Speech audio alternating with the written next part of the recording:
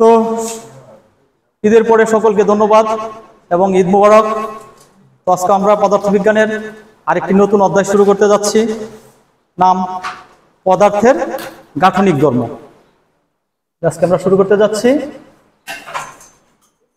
পদার্থের গাঠনিক ধর্ম। তাহলে আজকে আমরা পদার্থের গাঠনিক ধর্ম শুরু করতে যাচ্ছি। তাহলে আমরা প্রথমে কিছু সংজ্ঞার সাথে পরিচিত হতে হবে। তাহলে আমরা প্রথমে যে সংজ্ঞাটা পড়ব সেটা হচ্ছে স্থিতিস্থাপকতা। তাহলে স্থিতিস্থাপকতা বিষয়টা কি, এই জিনিসটা কিরকম? স্থিতিস্থাপকতা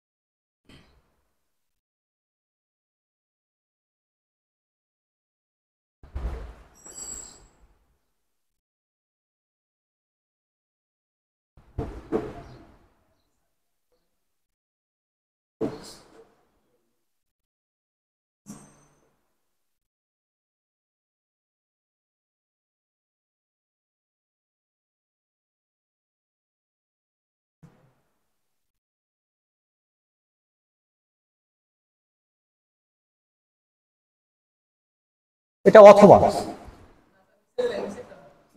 তাহলে আমি একটু পড়ি প্রশ্নটা, সংজ্ঞাটা পড়ি। বল প্রয়োগে কোনো বস্তুর আকার বা আয়তন অথবা উভয় পরিবর্তন করা হয় এবং প্রযুক্ত বল অপসারণ করে নিলে, তুমি যে বলটা দিচ্ছ ওই বলটা যদি অপসারণ করে নেই, যে ধর্মের কারণে বস্তু তার আগের আকার ও আয়তন ফিরে পায় তাকে স্থিতিস্থাপকতা বলে। তাহলে বিষয়টা একটু বুঝো।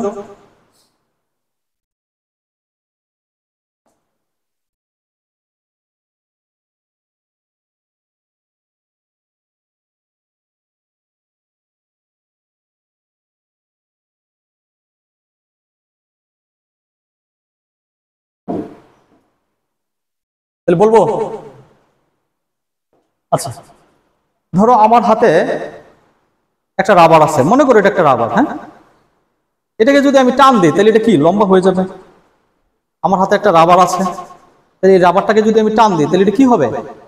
লম্বা হয়ে যাবে। তুমি যদি আবার এটাকে যেই বলে তুমি টান দিছো, এই বলটা যদি ছেড়ে দাও তাহলে এটা রাবারটা কি আগের অবস্থানে ফিরে আসবে? তাহলে এটা ছিল খাটো, টান দেওয়াতে এটা কি লম্বা হয়ে গেছে, মানে দৈর্ঘ্যটা বেড়ে গেছে, তাহলে তার আকারের পরিবর্তন হয়ে গেল। তাহলে এই কথাটা এখানে বলা হয়েছে, বল প্রয়োগে কোনো বস্তুর আকার বা আয়তন অথবা উভয় পরিবর্তন করা হয়। ঠিক আছে, অনেক সময় শুধু আকার হইতে পারে, অনেক সময় শুধু আয়তন হইতে পারে, আবার কিছু ক্ষেত্রে কি উভয়টাই হইতে পারে, আকার আয়তন একসাথেই হইতে পারে। এবং প্রযুক্ত বল অপসারণ করলে, তুমি যেই বল দ্বারা এটাকে টান দিছিলা সেই বলটাকে তুমি যদি ছেড়ে দাও, মানে অপসারণ করে নাও, যে ধর্মের কারণে বস্তু তার আগের অবস্থানে অর্থাৎ আগের আকার ও আয়তন ফিরে পাই তাকে কি বলবো আমরা? স্থিতিস্থাপকতা। তাকে বলবো আমরা স্থিতিস্থাপকতা। তাহলে স্থিতিস্থাপকতার কারণ কি? মনে করো তুমি একটা পদার্থের টুকরা নিলা, যে কোনো একটা পদার্থের টুকরা নিলা, এই পদার্থের ভিতর কি অসংখ্য অণু আছে। তাহলে এই অণুগুলি মনে করো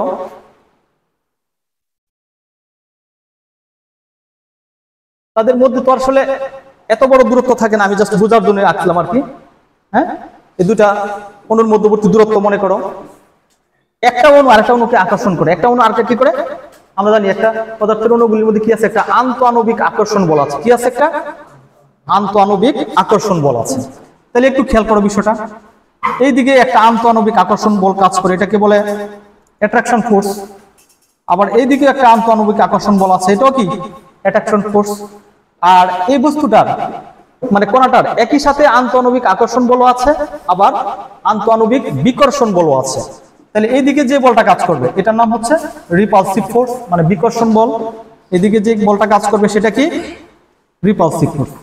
এখন মজার বিষয় হচ্ছে এই যে এই অ্যাট্রাকশন ফোর্স আর রিপালসিভ ফোর্স এরা দুজন সমান।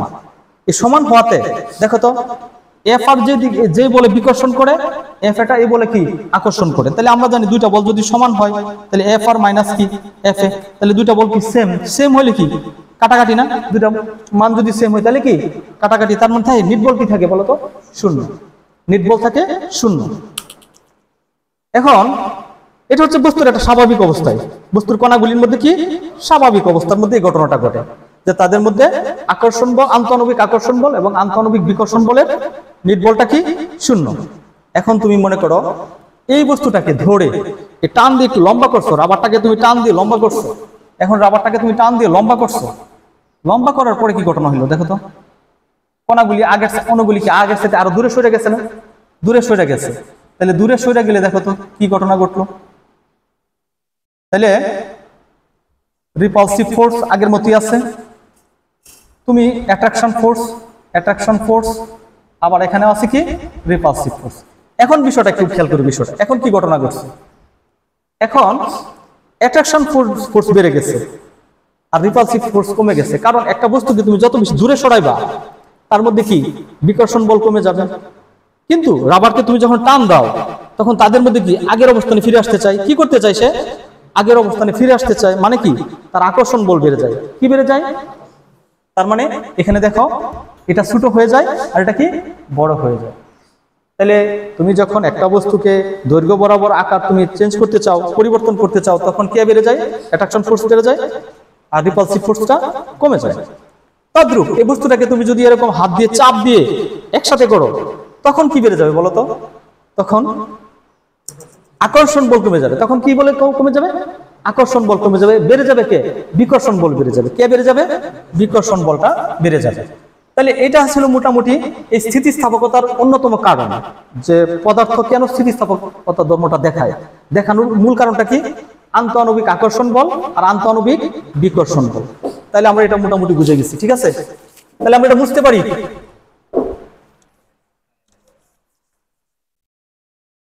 তাহলে আমরা আন্তঃআণবিক আকর্ষণ বল, আন্তঃআণবিক বিকর্ষণ বল বুঝে গেছি। এখন আমাদেরকে শিখতে হবে বিকৃতি কি জিনিস। এবার আমরা পড়ব বিকৃতি। আচ্ছা, খুবই গুরুত্বপূর্ণ সংজ্ঞা বিকৃতি।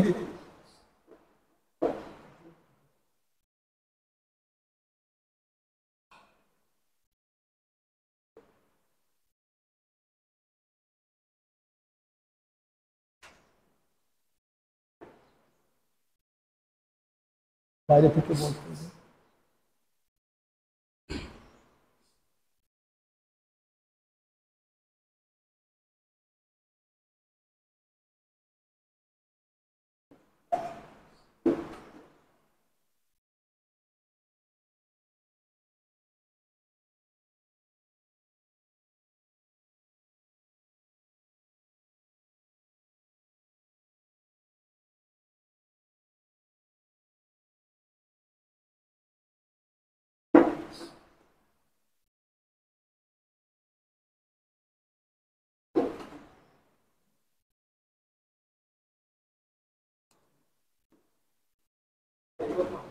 হ্যাঁ, আচ্ছা এই বিষয়টা একটু বুঝো।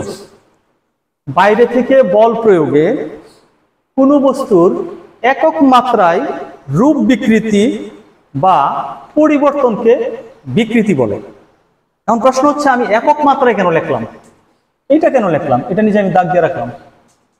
হ্যাঁ, একক মাত্রা না লিখে তো আমি এখানে বলতে পারতাম যে দৈর্ঘ্যের পরিবর্তন করে, আয়তনের পরিবর্তন করে, ঠিক না? এই জন্য দৈর্ঘ্য একটা মাত্রা, হ্যাঁ আমরা মাত্রা বুঝি তো, দৈর্ঘ্য একটা মাত্রা, প্রস্থ একটা মাত্রা, উচ্চতা একটা মাত্রা। তাহলে তদ্রূপ এটা মানে যে কোনো মাত্রার জন্য কাজ করবে আর কি। একক মাত্রায় বলতে এটা দৈর্ঘ্য হইতে পারে, আয়তন হইতে পারে। তাহলে আমরা কি বুঝতেছি এখানে, বাইরে থেকে বল প্রয়োগে কোনো বস্তুর একক মাত্রায় রূপ বিকৃতি। মনে করো বাইরে থেকে বল প্রয়োগ করছো এই রাবারটার মধ্যে, তাহলে রাবারটা কি হইলো, দৈর্ঘ্য বরাবর সে লম্বা হয়ে গেল, দৈর্ঘ্য বরাবর কি হয়ে গেল, লম্বা হয়ে গেল। তাইলে একক মাত্রায় রূপ বিকৃতি, এটা ছিল খাটো, এটাকে টান মারা লম্বা করে ফেলছো, তাহলে রূপ বিকৃতি হয়ে গেছে বা পরিবর্তন হয়ে গেছে। তাহলে আমরা এই জিনিসটাকে কি বলবো, বিকৃতি বলবো। এটাকে কি বলবো, বিকৃতি। আচ্ছা, তাহলে বিকৃতির পরে হচ্ছে আমাদের খুবই ইম্পর্টেন্ট আরেকটা সংজ্ঞা, সেটা হচ্ছে পীড়ন। পীড়ন কি জিনিস? পীড়ন কোন বস্তুকে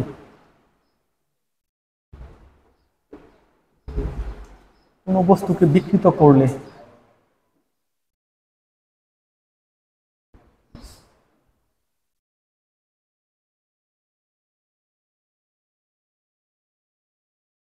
বস্তুর স্থিতিস্থাপক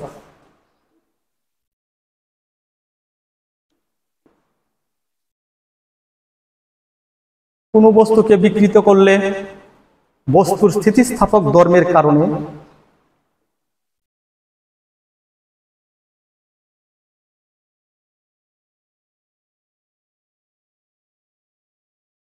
প্রতি একক ক্ষেত্রফলে, কোনো বস্তুকে বিকৃত করলে বস্তুর স্থিতিস্থাপক ধর্মের কারণে প্রতি একক ক্ষেত্রফলে, প্রতি একক ক্ষেত্রফলে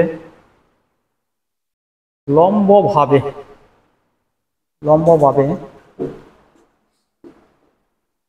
যে বিকৃতি প্রতিরোধী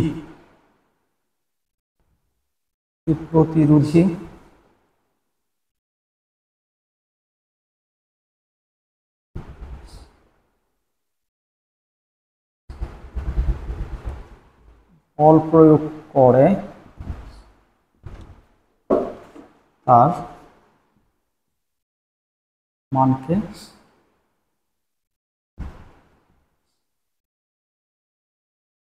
মানকে পীড়ন বলে।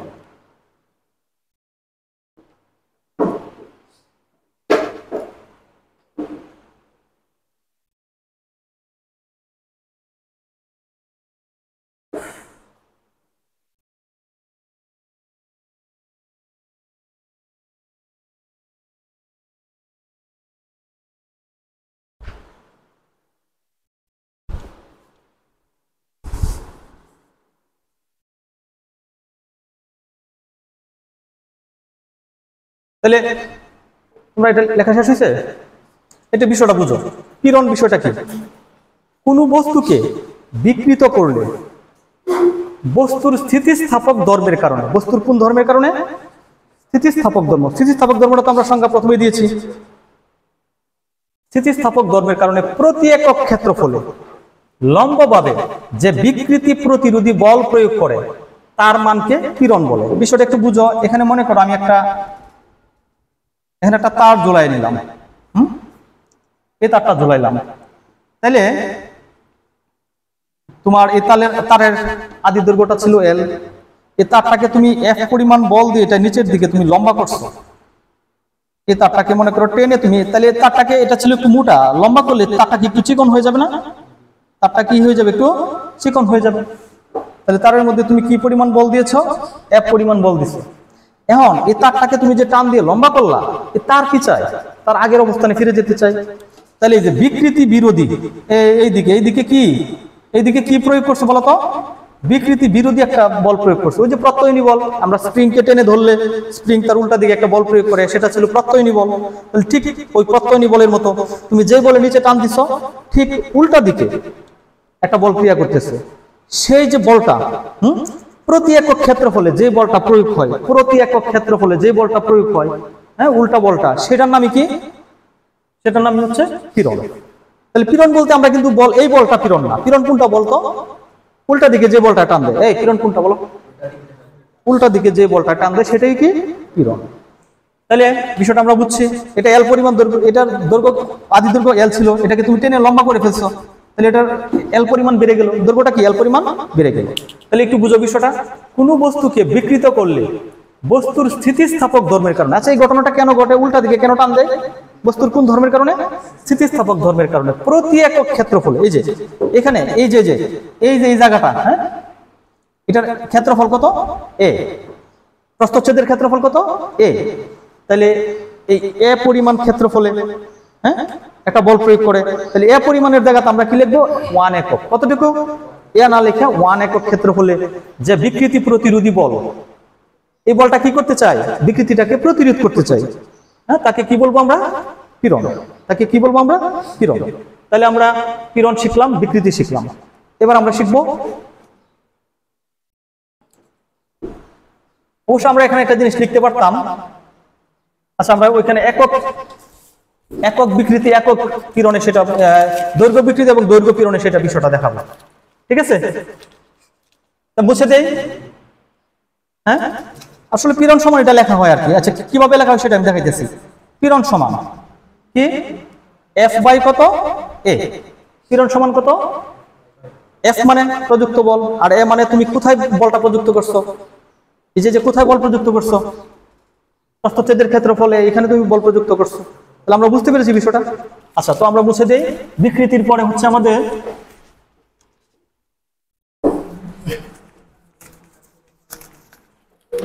নিলয়, কি কথা বলো?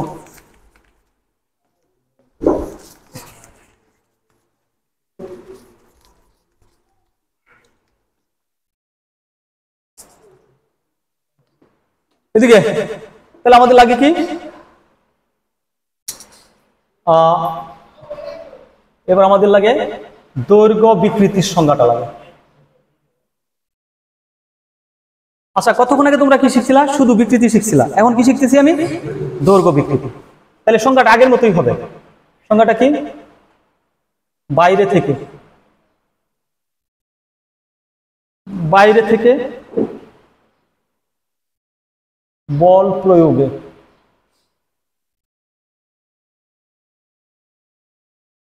বাইরে থেকে বল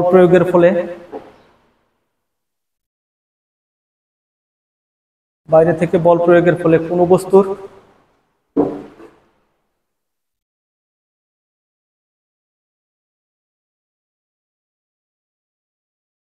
দৈর্ঘ্যের পরিবর্তন হলে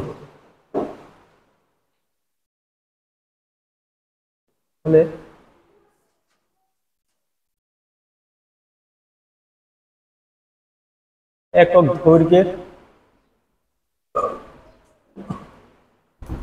দৈর্ঘ্যের পরিবর্তনকে দৈর্ঘ্য বিকৃতি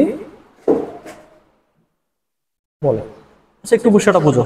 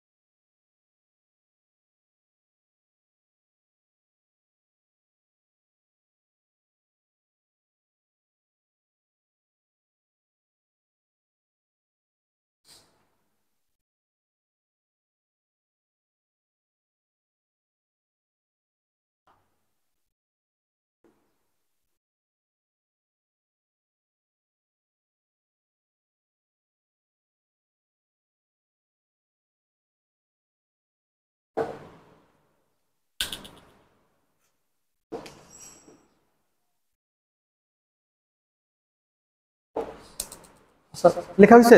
এবার বুঝো। বাইরে থেকে বল প্রয়োগের ফলে, তুমি বাইরে থেকে বল প্রয়োগ করছো, তুমি নিজে হ্যাঁ বল প্রয়োগ করছো, কোন বস্তুর দৈর্ঘ্যের পরিবর্তন হলে, দেখো এটা ছিল শর্ট, লম্বা হয়ে গেল, দৈর্ঘ্যের পরিবর্তন হলে একক দৈর্ঘ্যের পরিবর্তনকে, কতটুকু দৈর্ঘ্যের পরিবর্তনকে, একক দৈর্ঘ্যের পরিবর্তনকে দৈর্ঘ্য বিকৃতি বলে। অর্থাৎ বিষয়টা একটু বুঝছো, তোমার অরিজিনালি কি ছিল এল দৈর্ঘ্যের, তাহলে আমরা যদি একটু ঐকিক নিয়মের মতো লিখি যে এল দৈর্ঘ্যের পরিবর্তন, এল দৈর্ঘ্যে, এল দৈর্ঘ্যে তারের দৈর্ঘ্যের পরিবর্তন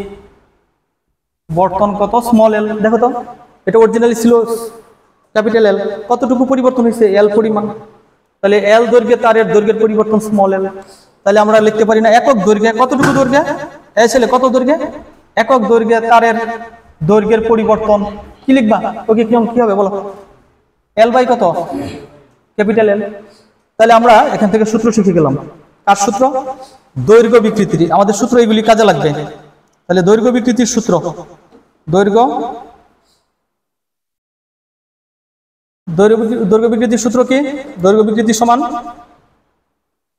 স্মল এল বাই কত, ক্যাপিটাল এল।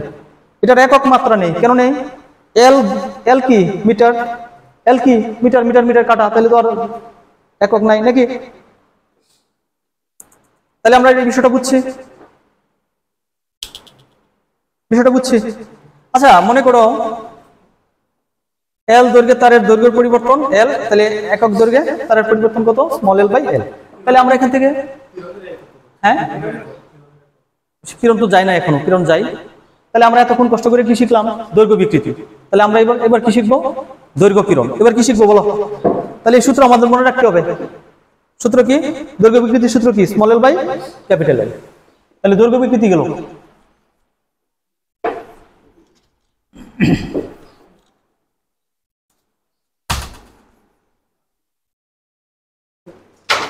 তাহলে এবার হচ্ছে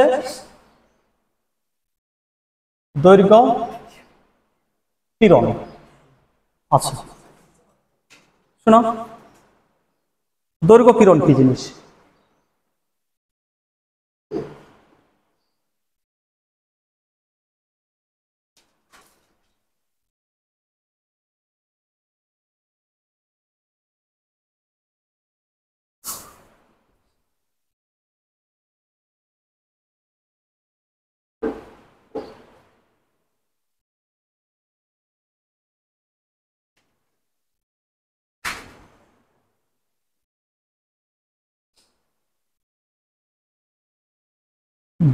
দৈর্ঘ্য বিকৃতি প্রতিরোধের জন্য বস্তুর প্রতি একক ক্ষেত্রফলে, বস্তুর প্রতি একক ক্ষেত্রফলে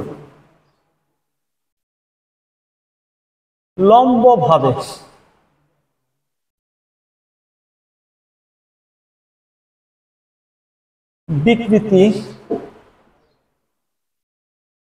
বিকৃতি বিরোধী বল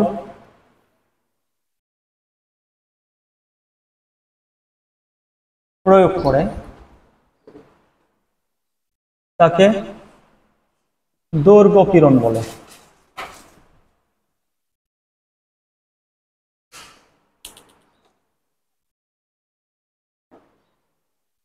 তাহলে দৈর্ঘ্য কিরণ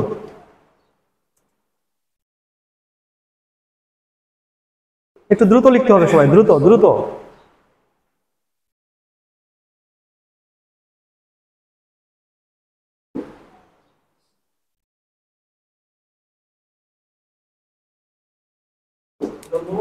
লম্বভাবে যে, এখানে একটা শব্দ লাগবে, লম্বভাবে যে বিকৃতি বিরোধী বল প্রয়োগ করে, বিকৃতি বিরোধী দীর্ঘিকার হবে নাকি, বিকৃতি বিরোধী বল প্রয়োগ করে তাকে দৈর্ঘ্য কিরণ বলে। বিকৃতি বিরোধী বল প্রয়োগ করে তাকে কি বলে, দৈর্ঘ্য কিরণ বলে। আমরা বুঝছি এটুকু। এখন চিত্র বুঝো, এই ঘটনাটা দুই ভাবে ঘটতে পারে। এই যে প্রথম দেখো, আগের মতো তুমি একটা তারকে ঝুলাই দিছো এখানে, এই তারের আদি দৈর্ঘ্য ছিল এল, প্রস্থচ্ছেদের ক্ষেত্রফল ছিল এ, তুমি বাইরে থেকে এখানে এফ পরিমাণ বল প্রয়োগ করছো, তারপর তারটা টেনে ধরছো তুমি, তাহলে তারটা চিকন হয়ে একটু লম্বা হয়ে যাবে। হ্যাঁ, তারটা চিকন হয়ে কি হয়ে গেছে, লম্বা হয়ে গেছে। এটা ছিল আদি দৈর্ঘ্য। তাহলে কতটুকু বৃদ্ধি পেয়েছে তারে, এল পরিমাণ বৃদ্ধি পেয়েছে। কারণ কি, কেন বৃদ্ধি পেয়েছে, তুমি কি বল প্রয়োগ করছো এখানে, এফ বল প্রয়োগ করছো। কি বল প্রয়োগ করছো, এফ বল প্রয়োগ করছো। তাহলে একটু বিষয়টা খেয়াল করি, তুমি কতটুকু এরিয়ার মধ্যে বলটা প্রয়োগ করছিলা, কতটুকু এরিয়ার মধ্যে, এ পরিমাণের মধ্যে এফ বল প্রয়োগ করছো, কতটুকু এরিয়ার মধ্যে, এ পরিমাণ বলের মধ্যে তুমি এ পরিমাণ ক্ষেত্রফলে এফ পরিমাণ বল প্রয়োগ করছো। তাহলে আমরা একটু কি নিয়ম লিখতে পারি না, এ ক্ষেত্রফলে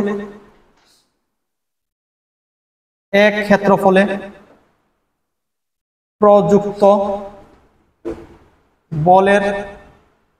বলের মান কত, এ ক্ষেত্রফলে প্রযুক্ত বলের মান, এফ। তাহলে এর একক, এ ক্ষেত্রফলে না লিখে তুমি কি লিখতে পারো বলো তো, একক ক্ষেত্রফলে কতটুকু, একক ক্ষেত্রফলে প্রযুক্ত বলের মান কত হবে বলো, এফ বাই কত, এ, এফ বাই এ। তাহলে আমরা কি পেয়ে গেলাম, অতএব দৈর্ঘ্য পীড়ন, তাহলে দৈর্ঘ্য পীড়ন সমান সূত্র কি দাঁড়ালো বলো, এফ বাই এ। তাহলে দৈর্ঘ্য পীড়নের এককও আছে, মাত্রাও আছে। তাহলে তোমাদের কি, হ্যাঁ হ্যাঁ, এটা কিছু দিয়ে প্রকাশ করা হয় না, এটা এইভাবে, ঠিক আছে, কিছু দিয়ে প্রকাশ করা হয় না। আগেরটা কি ছিল, বিকৃতিরও কিছু দিয়ে প্রকাশ করা হয় না। তাহলে এটার কি কি আছে দেখো। আচ্ছা, তোমাদের কি মনে আছে চাপের সংজ্ঞাটা মনে আছে? কোন বস্তুর উপর একক ক্ষেত্রফলে যে তোমার লম্বভাবে যে বলটা প্রয়োগ হয়, অর্থাৎ বল বাই এরিয়া, চাপ সমান কি ছিল, বল বাই এরিয়া। তাহলে দেখো একটা চাপের সাথে মিলে যাচ্ছে এটা, ঠিক না? তাহলে এটার একক কি লিখবা, এটার একক কি হবে, তোমরাই বলো এককটা কি হবে। তোমরা বলো, এটা কি নিউটন, আর এটা কি এরিয়া, মিটার স্কয়ার। তাহলে একক কি হবে বলো, নিউটন মিটার ইনভার্স 2। আচ্ছা, তাহলে মাত্রাটা কি হবে, নিউটনের মাত্রা কি, এল, কি হবে নিউটন না, M, L inverse T inverse কত 2। আচ্ছা, না মনে না থাকলে এইভাবে, মনে না থাকলে এই যে নিউটন পরে কি মিটার ইনভার্স কত 2, কত তোমার এফ। তাহলে নিউটন কি কিসের জন্য নিউটন তৈরি হয় বলো, নিউটন কিসের জন্য, এম এর জন্য না, কার জন্য, এম এর জন্য। আর মিটার ইনভার্স 2 তোমার তো আছে। তাহলে এম এর জন্য কি হয়, এম এর জন্য কি লিখি আমরা, ক্যাপিটাল এম, এম তো ভর, এম এ। আর ত্বরণ সমান কি, ভি বাই টি, ত্বরণ সমান কি। তাহলে বেগের একক কি, বলো, মিটার সেকেন্ড ইনভার্স কত 1 মিটার। আর টাইমের একক কি, সেকেন্ড ইনভার্স 1। এটার উপর উঠাইলে তাইলে একবারে কি হয়ে যাবে, মিটার সেকেন্ড ইনভার্স 2 হয়ে যাবে। তাহলে কি পাইলা তুমি, এম। তাহলে কি পাইলা, এম পাইলা, হ্যাঁ, বড় এম পাইলা। পরে কি পাইলা, মিটার মানে কি এল, আর সেকেন্ড ইনভার্স 2 মানে কি T inverse 2, M L T inverse 2। এটা কার জন্য পাইলা, শুধুমাত্র নিউটনের জন্য। কার জন্য, হ্যাঁ, এম এল সেকেন্ড ইনভার্স, আচ্ছা এটা 1 হবে, হ্যাঁ এটা 1। তাহলে শেষ পর্যন্ত কি দাঁড়াইলো, সেকেন্ড ইনভার্স 2। এটা কার জন্য পাইছো, শুধুমাত্র নিউটনের জন্য পাইছো নাকি, বাকি রইল কি, মিটার ইনভার্স 2। তাহলে এটা কত, এল ইনভার্স 2।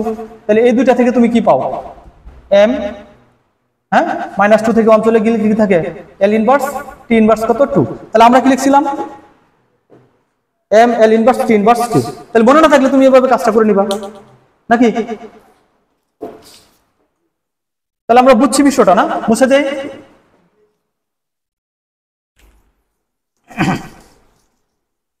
মনে না থাকলে তাহলে এটার এককটা, এই শোনো, নিউটন মিটার ইনভার্স 2 এর জন্য আরেকটা একক লিখতে পারো, প্যাসকেল লিখতে পারো। কি লিখতে পারো, তাহলে আমরা কিছু ক্ষেত্রে আমরা, হ্যাঁ, নিউটন মিটার ইনভার্স 2 এর পরিবর্তে আমরা কি লিখতে পারি, প্যাসকেল লিখতে পারি, কারণ এটা চাপের মতোই কাজ করতেছে, F by A, M L T inverse 2। তাহলে আমরা একক পাইলাম, মাত্রা পাইলাম। এটা কোন ধরনের রাশি, পীড়ন এক ধরনের। দেখো বলের কিন্তু মান, তাহলে এটা কি স্কেলার রাশি। কি রাশি, এটা কি রাশি বলো, স্কেলার রাশি। এমসিকিউ তো থাকবে, স্কেলার রাশি। পীড়ন কি ধরনের রাশি, স্কেলার রাশি। তাহলে বিকৃতি কি ধরনের রাশি বলো, ওইখানে কোনো বিকৃতিও কি স্কেলার রাশি, পীড়নও স্কেলার রাশি, বিকৃতিও স্কেলার রাশি। তাহলে আমরা কি পাইলাম? দৈর্ঘ্য পীড়ন পাইলাম। এই কি পাইলাম বলো তো? এখন এই বিষয়টা তুমি যদি, তো এটা তো তুমি একটা বল প্রয়োগ করে তুমি টেনে নিচে নামাইছো, এখন বল প্রয়োগ না করে তুমি তো এরকম ঘটনা ঘটাইতে পারো। মনে করো এই তারের মাথায় মনে করো তুমি এখানে একটা ব্লক ঝুলাই দিতে পারো। মনে করো 100 কেজির একটা ব্লক ঝুলাই দিলা। কত কেজির বল ঝুলাই দিলা? 100 কেজির একটা। তাইলেও তো তারটা লম্বা হবে, ঠিক না? তাইলে 100 কেজির বল ঝুলাই দিলা, m = মনে করো এটা। তাহলে এখানেও তো একটা ফোর্স কাজ করবে, কাজ করবে না? তাহলে এটার আদি দৈর্ঘ্য কি ছিল? l। তাহলে এটা তারটা কি লম্বা হয়ে যাবে, তারটা চিকন হয়ে পরে কি হবে? লম্বা হয়ে যাবে। তাহলে তারটা চিকন হয়ে লম্বা হয়ে গেছে। তাহলে কি কি কারণে লম্বা হইলো? কারণটা কি? হ্যাঁ, তুমি 100 কেজির ভর ঝুলাইছো, m = কত? 100 কেজির ভর ঝুলাইছো, তাহলে f। তাহলে আদি দৈর্ঘ্য l ছিল, তাহলে দেখো আগের মতো দৈর্ঘ্য বেড়ে গেছে। কতটুকু দৈর্ঘ্য বেড়ে গেছে? l পরিমাণ দৈর্ঘ্য বেড়ে গেছে। তাহলে আমরা এখান থেকে যদি পীড়নের সূত্রটা লিখি, পীড়ন, তাহলে এখানে পীড়ন সমান কি হবে? পীড়ন সমান সূত্রটা কি? f বাই, এই পীড়নের সূত্র কি বলো? f বাই কত? a। কিন্তু এই f সমান আমরা জানি যে বলটা তুমি প্রয়োগ করছো, বারটা ঝুলাইছো, হ্যাঁ, ভার ঝুলাইলে বলের সূত্র কি? mg। বলের সূত্র কি বলো? mg। এই কি পরিমাণ ভর ঝুলাইছো তুমি? m পরিমাণ, মানে 100 কেজি। তাহলে f সমান কি লিখবা বলো? কি লিখবা? mg বাই কত? a। তাহলে আমরা অঙ্ক করার ক্ষেত্রে যদি কোনো ভার ঝুলাই কাজটা করি, তাহলে f তাহলে আমরা কি লিখবো? বল কি লিখবো? mg। আর বলের মান যদি তুমি টেনে লম্বা করো, তাহলে তো বলের মান দেই থাকবে, এত নিউটন এত নিউটন দেওয়া থাকবে না? বুঝছি আমরা বিষয়টা। তাহলে আমরা কি এতক্ষণ কি বললাম? দৈর্ঘ্য পীড়ন, আর কি বললাম? দৈর্ঘ্য বিকৃতি। দৈর্ঘ্য পীড়ন, দৈর্ঘ্য বিকৃতি, আর কি? এই আমরা বুঝতেছি নি।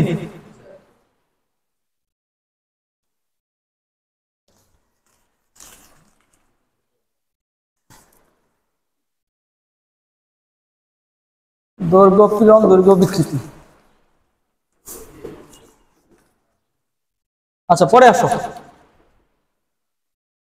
পরে হচ্ছে হুকের সূত্র। এই কার সূত্র? হুকের সূত্র। হুকের সূত্রের বিবৃতি, এটা পরীক্ষায় আসে। হুকের সূত্রের বিবৃতি, বিজ্ঞানী হুক। তাহলে আমরা প্রথমে একটা কথা বলবো, স্থিতিস্থাপক সীমার মধ্যে। এই কার মধ্যে? এই শব্দটার অর্থ বুঝতে হবে। স্থিতিস্থাপক সীমার মধ্যে। তাহলে স্থিতিস্থাপক সীমা কি? শোনো, আমি যদি রাবারটাকে টেনে লম্বা করি, এখন টানতে টানতে এতই লম্বা করলাম যেটাকে ছেড়ে দিলে আর আগের অবস্থানে ফিরে আসে না। এরকম ঘটনা ঘটে না? তুমি যে স্টিলের স্কেল, তোমাদের বাসায় যে স্টিলের স্কেল আছে, এটাকে তুমি টেনে এভাবে ছেড়ে দিলে কি ধাম করে ছুটে যায় না? টাইম না, তুমি এটা এরকম পুরো ব্যান্ড করে ফেলছো, ওখানে ছাড়লে যাইব নি। তাহলে এটা স্থিতিস্থাপক সীমার বাইরে চলে গেছে। কি ঘটনা করছে বলতো? স্থিতিস্থাপক সীমার বাইরে চলে গেছে। তাহলে স্থিতিস্থাপক সীমার জিনিসটা আমরা বুঝছি, যে সীমার মধ্যে বস্তু তার আগের অবস্থানে ফিরে যায়। স্থিতিস্থাপক সীমা কোনটা বলো? যে সীমার মধ্যে বলটাকে অপসারণ করে নিলে বস্তুটাতে কি করে? তার আগের অবস্থানে ফিরে যায়। ওই সীমানাটাকে কি বলে? স্থিতিস্থাপক সীমা। তাহলে আমরা কি লিখছি এখানে? স্থিতিস্থাপক সীমার মধ্যে, স্থিতিস্থাপক সীমার মধ্যে বস্তুর বিকৃতি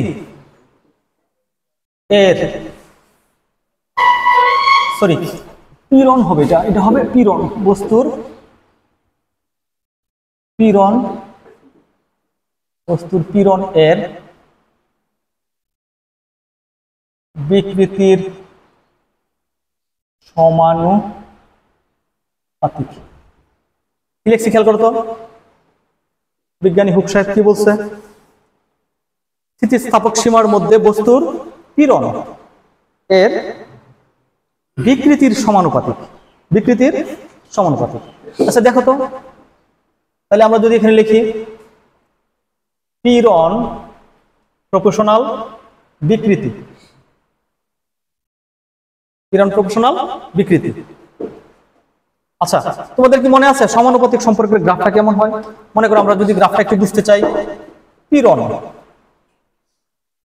তাহলে পীড়ন ইকুয়াল টু প্রপোর্শনাল উঠাই দাও, তাহলে কি সমান চিহ্ন আর ধ্রুবক দেওয়া লাগবে। তাহলে ধ্রুবক ইন্টু কত বিকৃতি। আমি এই গ্রাফটা শিখতে চাই, তাহলে একটু খেয়াল করো তো, আমি যদি একটা গ্রাফ আঁকি এখানে, এইদিকে নিলাম মনে করো বিকৃতি, আর এদিকে নিলাম মনে করো কিরণ। খেয়াল করছো বিষয়টা? তাহলে বিকৃতি আর কি নিলাম কিরণ, তাহলে এক্স অক্ষ বরাবর। তাহলে কিরণটা কোন অক্ষ বরাবর আছে? ওয়াই অক্ষ বরাবর। তাহলে তুমি যদি এখানে এটাকে ওয়াই চিন্তা করো, ওয়াই চিন্তা করো, ইকুয়াল টু ধ্রুবক, ধ্রুবকটাকে এম চিন্তা করো, আর বিকৃতিটা কোন অক্ষ বরাবর আছে? এক্স অক্ষ বরাবর আছে। তাহলে Y equal to M X. এটা কিসের, এটা কিসের সমীকরণ? সরল রেখার সমীকরণ। কি ধরনের সরল রেখা? মূল বিন্দুগামী সরল রেখার সমীকরণ। কিসের সমীকরণ? এটা সমীকরণ কি? মূল বিন্দুগামী সরল রেখা না? তাহলে আমরা কি শিখলাম বলো তো এখান থেকে? তুমি যত বেশি বিকৃতি করবা, এই যে তারটাকে বা রাবারটাকে তুমি যত বেশি টেনে লম্বা করবা, উল্টা দিকে একটা বেশি বল ক্রিয়া করবে না? যত বেশি টান তত বেশি কি প্রত্যয়নী বল, তত বেশি প্রত্যয়, উল্টা বলটা বেশি কাজ করবে। তাহলে আমরা বুঝতেছি বিষয়টা? বুঝতেছি? তাহলে y ইকুয়াল টু mx, এটা কি মূল বিন্দুগামী সরল রেখার সমীকরণ। তাহলে এখান থেকে এটা তো তুমি লিখবা না, এটা জাস্ট আমি বোঝার জন্য লিখছি, এটা তো আর লিখবা না। তাহলে এখানে ধ্রুবক সমান, আরে বাবা লিখে রাখো সাইডে। তাহলে ধ্রুবক সমান কি হবে? কিরণ বাই কত বিকৃতি। তুমি সাইডে লিখে রাখো y equal to mx, y equal to কি mx সাইডে লিখে রাখো। তার মানে বোঝা গেল এই ধ্রুবকের মান যত বেশি, হ্যাঁ, ওই বস্তুটা স্থিতিস্থাপক তত বেশি। ধ্রুবকের মান যত বেশি সেটার স্থিতিস্থাপকতা তত বেশি। আচ্ছা, তো আমরা হুকের সূত্র বোঝা গেছে, বিজ্ঞানী হুক সাহেবের সূত্র বোঝা গেছে, তো আমরা এটা মুছে দিই।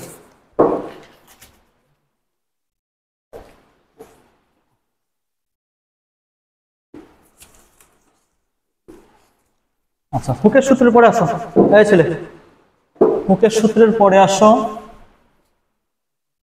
স্থিতিস্থাপক গুণাঙ্ক, স্থিতিস্থাপক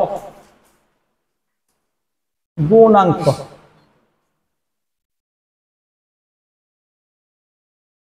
স্থিতিস্থাপক গুণাঙ্ক। তাহলে স্থিতিস্থাপক গুণাঙ্ক কি জিনিস? তাহলে স্থিতিস্থাপক আগের মতোই স্থিতিস্থাপক সীমার মধ্যে, স্থিতিস্থাপক সীমার মধ্যে, স্থিতিস্থাপক সীমার মধ্যে বস্তুর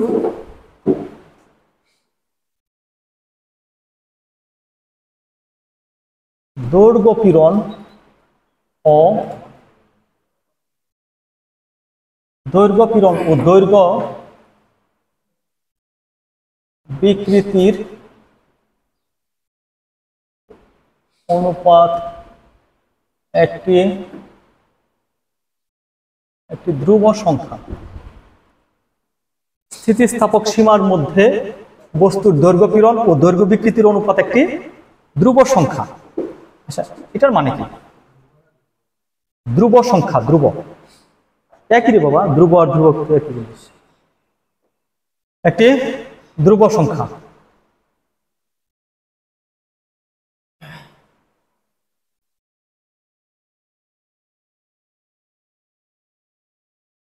ধ্রুব সংখ্যা।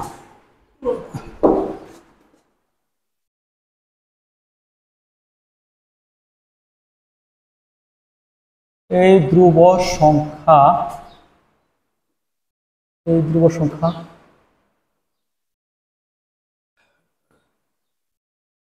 এই ধ্রুব সংখ্যাকে বস্তুর উপাদানের স্থিতিস্থাপক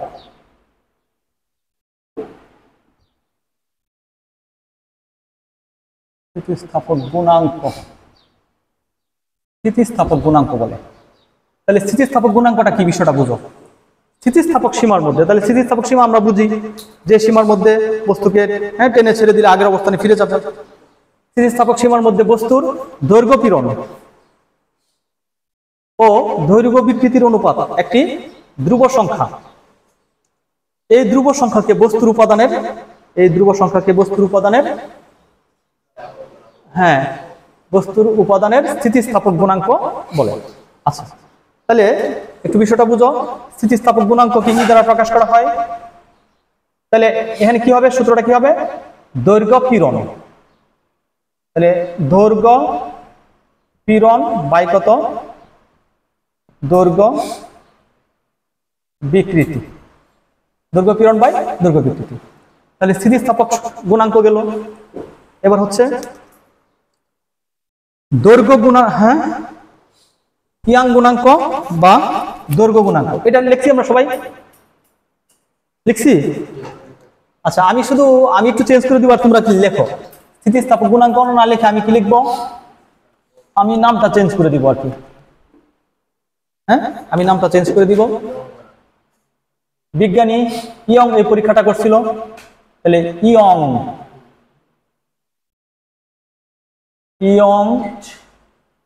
গুণাঙ্ক অথবা দৈর্ঘ্য গুণাঙ্ক।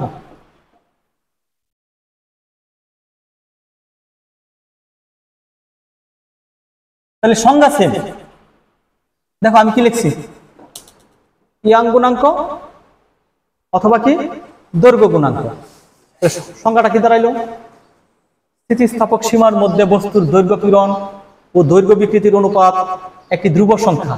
এই ধ্রুব সংখ্যাকে বস্তুর উপাদানের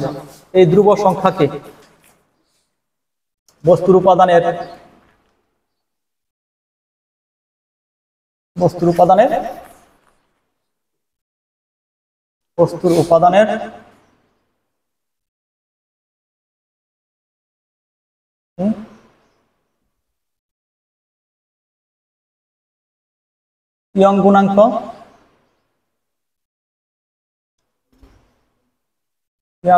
বা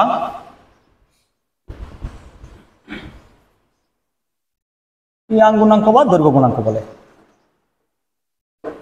তাহলে আগের মতো সংখ্যাটা ইয়াং গুণাঙ্ক অবলিক দৈর্ঘ্য গুণাঙ্ক। স্থিতিস্থাপক সীমার মধ্যে বস্তুর দৈর্ঘ্য পীড়ন ও দৈর্ঘ্য বিকৃতির অনুপাত একটি ধ্রুব সংখ্যা।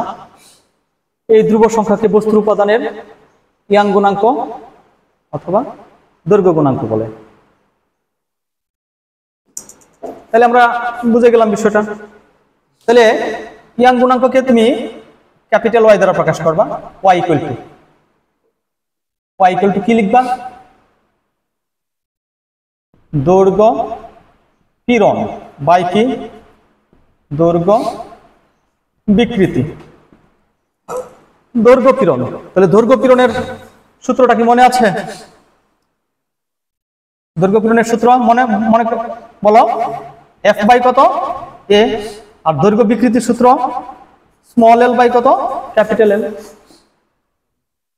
তাহলে কি দাঁড়াইলো? F by A into capital L by কি স্মল এল। শেষ পর্যন্ত কি দাঁড়াইলো? এফ এল বাই কত এ এল। তাহলে এই সূত্রটা মনে রাখার একটা সহজ পথ আছে।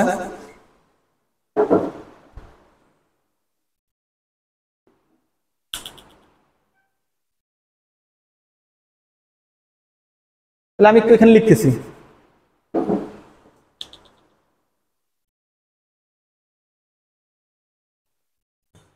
লিখবো। তাহলে তোমরা কি পাইলা সূত্রটা?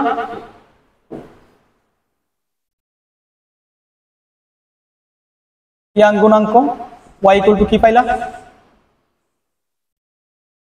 এফ এল বাই কত এ এল। তাহলে এটার এককটা বলো না, ক্যাপিটাল এল না বাই কত স্মল এল। এটার একক এল এল, তো এল এর একক মিটার, এল এর একক মিটার কাটা যাবে। তাহলে এটার একক কি হবে? Newton metre inverse 2। তাহলে একক, তাহলে মাত্রা কি হবে? M L inverse T inverse 2। ঠিক আছে, তাহলে একক মাত্রা পাইলাম। এরপরে আসো, এটা মনে রাখার কৌশল কি লিখবা? বড় বড় কি বড় বড় ফালানি বাই কত বড় বড় ফালানি বাই বড় ছোট আলানি বড় ছোট আলানি। আচ্ছা বিষয়টা একটু বুঝি নাহলে বেড়া লাগবে কিন্তু কি ঝামেলা লাগবে ওই যে ক্যাপিটাল এল নাকি স্মল এল এই বিষয়টা মানে সূত্রটা অনেক সময় পরীক্ষা হলে এই সমস্যাটা হয় যে ক্যাপিটাল হল তাহলে দেখ কি লিখছি আমি বড় বড় বড় বড় মানে ক্যাপিটাল আর কি ক্যাপিটাল এফ ক্যাপিটাল এল বড় বড় ফালানি ফালানি মানে কি এফ এল বেটা ফালানি মানে কি বড় ছোট আলানি তাহলে বড় ক্যাপিটাল এ ছোট মানে স্মল এল মনে থাকবে আলানি মানে এল তাহলে আমাদের এই সূত্রটা সবচেয়ে বেশি কাজে লাগবে হ্যাঁ অঙ্ক করার ক্ষেত্রে স্মল গতে বেশিরভাগ অঙ্ক কি বলা হবে যে ইয়াং গুণাঙ্ক বের করো ঘুমাও নাকি তাহলে ইয়াং গুণাঙ্ক বের করতে হবে ঠিক আছে তাহলে ইয়াং গুণাঙ্কের সূত্রটা কি দাঁড়াইলো বলো বড় বড় ফালানি বাই বড় ছোট আলানি তার মানে ইয়াং গুণাঙ্কের সূত্র আচ্ছা তাহলে আমাদের ইয়াং গুণাঙ্ক সম্পর্কে আমাদের হয়ে গেল ধারণা তাহলে আমরা বুঝতে পারি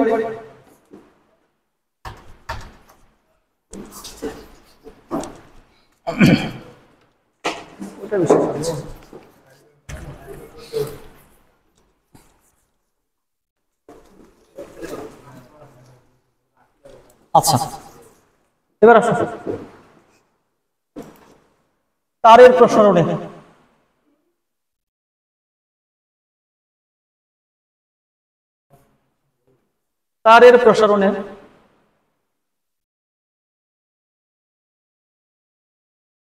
কৃত কাজ পরে হচ্ছে বিভব শক্তি পরে কি সঞ্চিত শক্তির আচ্ছা আমরা কি নির্ণয় করব তারের প্রসারণে কি নির্ণয় করব বলো তারের প্রসারণে কৃত কাজ নির্ণয় করব অথবা বিভব শক্তি অথবা সঞ্চিত শক্তি তোমাদের কি মনে আছে স্প্রিং যখন পড়াইছিলাম একটা স্প্রিং কে টেনে লম্বা করলে স্প্রিংটার মধ্যে কি বিভব শক্তি জমা হয়ে থাকে কি শক্তি জমা থাকে শক্তি সঞ্চিত হয়ে থাকে তাহলে স্প্রিং কে টেনে লম্বা করলে কাজের সূত্র যা বিভব শক্তির সূত্র সেম ছিল না মনে আছিল স্প্রিং কে টেনে লম্বা করলে স্প্রিং বল কি এটা একটা পরিবর্তনশীল বল না হ্যাঁ এটা কি বল পরিবর্তনশীল বল আমরা দুই ধরনের বল নিয়ে কাজ করি আমরা কি ধরনের পরিবর্তনশীল বল আর কি ধ্রুব বল পরিবর্তনশীল বল আর কি ধ্রুব বলের কৃত কাজের সূত্র হলো এফএস কস থিটা ওই যে এফএস কস থিটা হ্যাঁ বল সরণ আর কি বল অপসারণের মধ্যবর্তী কোণের গুণফল ঠিক আছে এটা কার সূত্র ধ্রুব বলের সূত্র কার সূত্র আর একটা স্প্রিং কে যখন তুমি এই স্প্রিংটাকে হ্যাঁ এই স্প্রিংটাকে যখন তুমি এটাকে টেনে যখন তুমি লম্বা করবা স্প্রিং এর গায়ে হ্যাঁ স্প্রিং কে টেনে লম্বা করলে কি হবে বলো স্প্রিংটাকে এখানে টাইনা লম্বা করতে যে পরিমাণ বল এখানে টাইনা নামাইতে আর একটু বেশি পরিমাণ বল লাগবে এখানে টাইনা নামাইতে আর একটু বেশি পরিমাণ বল লাগবে তাহলে প্রতিটা পয়েন্টে পয়েন্টে বলের চেঞ্জ হচ্ছে প্রতিটা পয়েন্টে পয়েন্টে কি চেঞ্জ হচ্ছে বলো তো বলের চেঞ্জ হচ্ছে তাহলে এটাকে আমরা বলবো পরিবর্তনশীল বল এটাকে কি বলবো তাহলে পরিবর্তনশীল বলের সূত্র একরকম ইন্টিগ্রেশন করে করতে হয় আর ধ্রুব বলের সূত্র তো তোমরা জানোই তাহলে বিষয়টা বুঝো হ্যাঁ এই বুঝো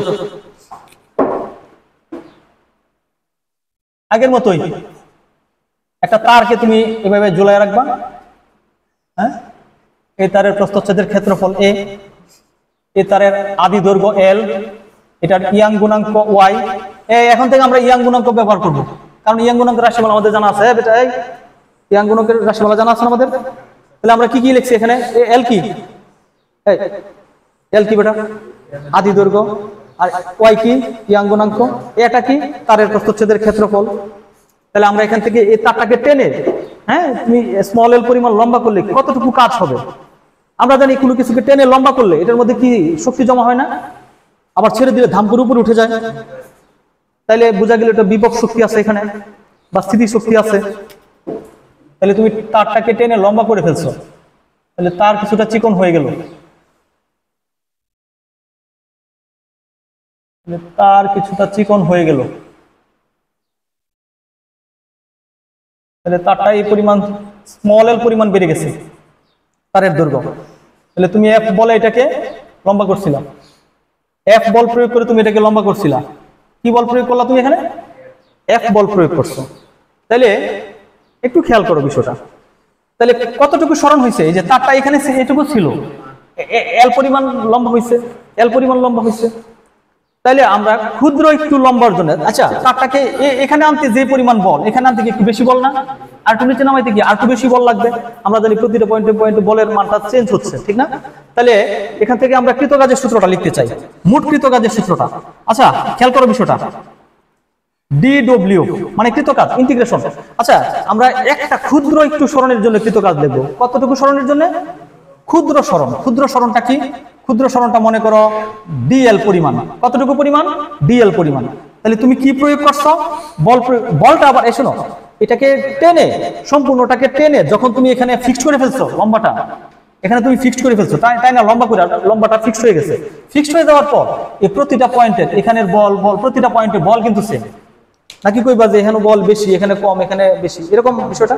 তুমি যখন টেনে একটা নির্দিষ্ট জায়গায় চলে আসছো, তখন এই তারের সকল পয়েন্টে বলের মান কি? সেম। হ্যাঁ, বলের মান কখন ভিন্ন ভিন্ন হয়? হ্যাঁ, এটা কইতে পারো যে এখান থেকে তাই না নামাইতে, নামানোর সময় এখানে বল ছিল একরকম, এখানে ছিল বল। তাহলে এখন এই মুহূর্তে এই বস্তুটার সকল জায়গায় টান কি? সমান। এই মুহূর্তে সকল জায়গায় বস্তুটার টান কি? সমান। তাহলে এফ, তাহলে খেয়াল করো তো, যেই দিকে টান দিছো এই দিকে টান দিছো, সরণ ওই দিকে হইছে। তাহলে সূত্র কি? F S cos theta. F S, S মানে কি? ডিএল, পরে কি? Cos theta. কস কত ডিগ্রি? আমরা জানি বল আর সরণ একই রেখায় হইলে, আমরা পড়ছি না ছোটকালে এগুলি, বল আর কি? বল আর সরণ, বল দিছে ওইদিকে, সরণ হইছে এদিকে, বল দিছে ওইদিকে, সরণ হইছে এদিকে। সূত্র কি? এফ এস, বল আর সরণ একই রেখা হইলে সূত্র কি? এফ এস কস জিরো না? এফ এস কি? তাহলে তুমি এইদিকে বল দিছো, সরণ এইদিকে হইছে, তাহলে এই যে বল আর এই যে সরণ, এরা দুজনের মধ্যবর্তী কোণ কি? জিরো। এরা দুজনের মধ্যবর্তী কোণ কি? জিরো। তাহলে ইন্টিগ্রেশন অফ আদিতে, আদিতে এল কি ছিল? এল এর মানটা কোনো চেঞ্জ হয়েছে না। এল এর মানটা কি ছিল? আদিতে এল এর মানটা ছিল জিরো। হ্যাঁ, তারপর ফাইনালি কি হয়েছে? এল ইকুয়াল টু কত হয়েছে? এল কতটুকু লম্বা করছো? এল পরিমাণ। তাহলে আদিতে ছিল জিরো, এল পরিমাণ লম্বা করছো। তাহলে সীমানা, এই সীমার মধ্যে তুমি ইন্টিগ্রেশন করো, জিরো টু এল, জিরো টু এল। আমরা এটুকু পর্যন্ত বুঝছি কিনা বলো? তাহলে cos 0 মানে 1। তাহলে এবার এখানে আসো, integration of 0 to L F, F এর জায়গা, আচ্ছা এফ সমান তোমাদের কিন্তু জানা আছে, ওই যে বড় বড় ফলানি, হ্যাঁ, এফ এল বাই কত? আলানি স্মল এল। এখান থেকে এফটাকে বের করো, এখান থেকে এফ বের করো। তাহলে ওয়াই এ এল, আমার দরকার এফ এর মান, এফ ইকুয়াল টু, তাহলে ওয়াই এ এল বাই কত? Y A small L by কত? Capital L. দেখো তো বিষয়টা, এফ কে সমাধান করে তুমি কি পাইছো? এফ এর জায়গা কি লিখবা বলো? অবিক বলো, এফ এর জায়গা কি লিখবা? Y A small L by কত? Capital L. আর সাথে কি আছে? ডিএল। সাথে কি আছে? ডিএল। আর cos 0 মানে কি? 1। cos 0 মানে 1। আমরা এটুকু কিন্তু ক্লিয়ার সবাই না? আচ্ছা আচ্ছা, যারা এই বিষয়টা বুঝতা না, অত সমস্যা নাই, না বুঝলে তুমি সূত্র পড়লে অঙ্ক পারবা, এটা নিয়ে টেনশন করার কিছু নাই। আছে অনেকে এটা বুঝি না, আমি কিছুই ইন্টিগ্রেশন করছে না, হ্যাঁ বুঝতে হবে। হ্যাঁ,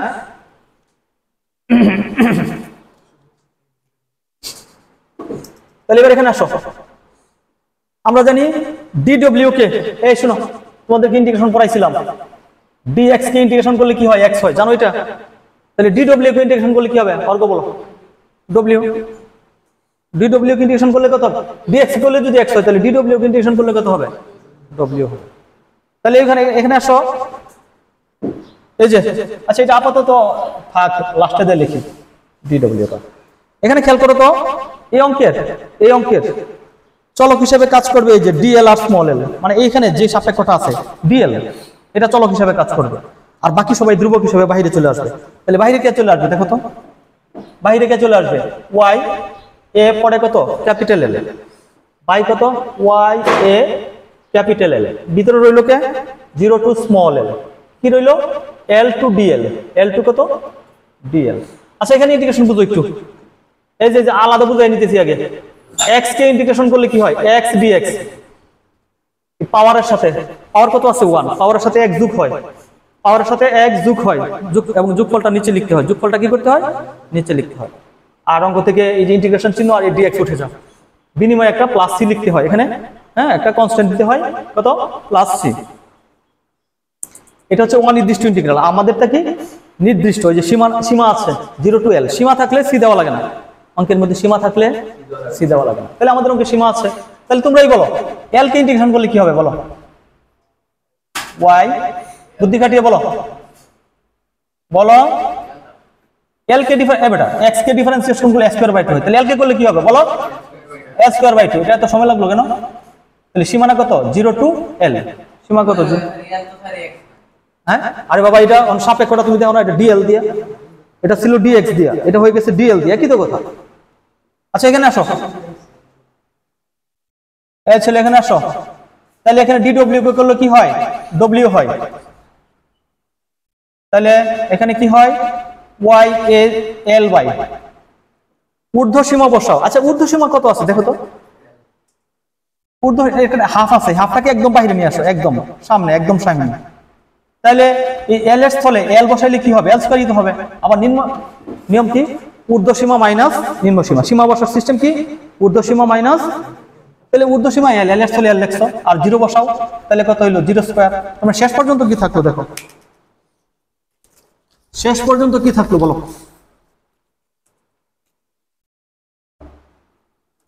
তাহলে ডব্লিউ সমান হাফ ওয়াই এ এল, থাকলো কি ওয়াই এ